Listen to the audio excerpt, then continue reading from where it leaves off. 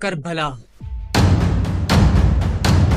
ایک ایسا واقعہ کہ جس کا غم آج تک مسلمانوں کے دلوں میں موجود ہے۔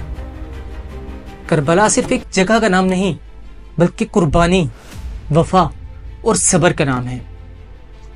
اصل میں اس واقعے کا آغاز ہوا 60 ہجری کے بعد، جب خلیفہ معاویہ بن ابی سفیان کی وفات ہوتی ہے اور وفات کے بعد ان کے بیٹے یزید کو خلافت کے لیے نامزد کیا جاتا ہے۔ تخت پر بیٹھتے ہی یزید اپنے گورنروں کو حکم دیتا ہے کہ تمام بڑی شخصیات کی بیعت لے لی جائے، اور کچھ بڑی شخصیات کے نام وہ مینشن بھی کرتا ہے، جن میں عبداللہ بن عمر، عبداللہ بن زبیر اور حسین بن علی ہوتے ہیں۔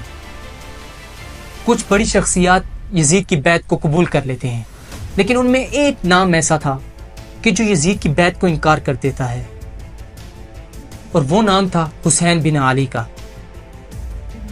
یزید کی بیعت کا انکار کرنے کے بعد اب چونکہ امام حسین کو مدینہ میں خطرہ ہونے لگا، تو یہ دیکھتے ہوئے امام حسین مدینہ سے مکہ کی طرف ہجرت کا ارادہ کرتے ہیں۔ جب امام حسین مکہ پہنچتے ہیں تو مکہ میں پہنچتے ہی ان کو کوفہ کی طرف سے خطوط آنا شروع ہو جاتے ہیں کہ آئیے، ہم آپ کو یزید کے خلاف خلیفہ مانتے ہیں اور ہم آپ کی بیعت کریں گے۔ یہ دیکھتے ہوئے امام حسین اپنے چچزاد بھائی مسلم بن عقیل کو کوفہ کی طرف روانہ کر دیتے ہیں۔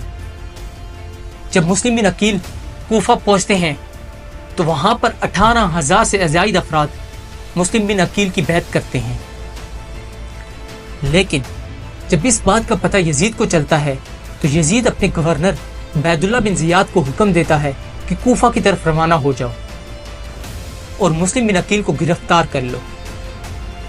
چونکہ ایسا ہی ہوا، عبیداللہ بن زیاد کوفہ کی طرف روانہ ہوتا ہے اور مسلم بن عقیل کو وہاں پہنچتے ہی گرفتار کر لیتا ہے، اور کچھ دن بعد ان کو شہید کر دیا جاتا ہے۔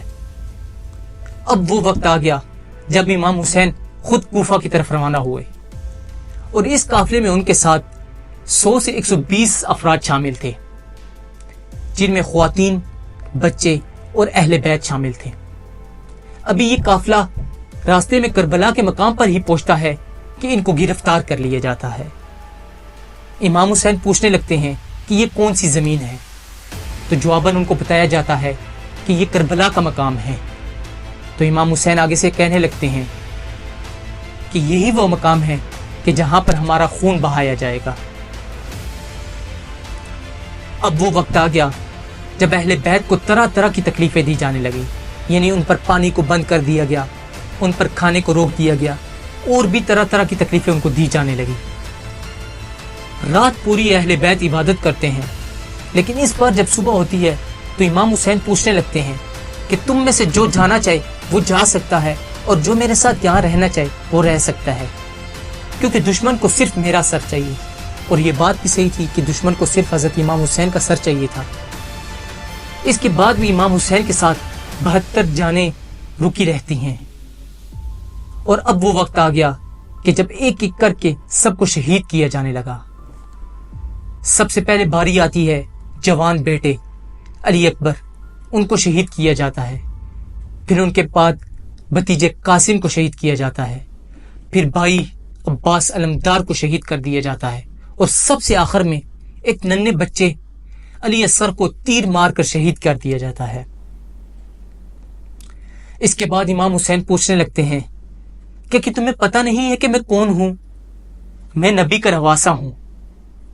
لیکن افسوس، امام حسین کی پکار سننے والا کوئی نہیں ہوتا۔ بالآخر شمر آگے بڑھتا ہے اور امام حسین کا سر کاٹ ڈالتا ہے، اور پھر امام حسین کے سر کو کوفہ کی طرف اور پھر کوفہ سے دمشق کی طرف یعنی یزید کی طرف بھیج دیا جاتا ہے۔ تو یہ تھا المناک واقعہ کہ جس کا غم آج تک مسلمانوں کے دلوں میں موجود ہے۔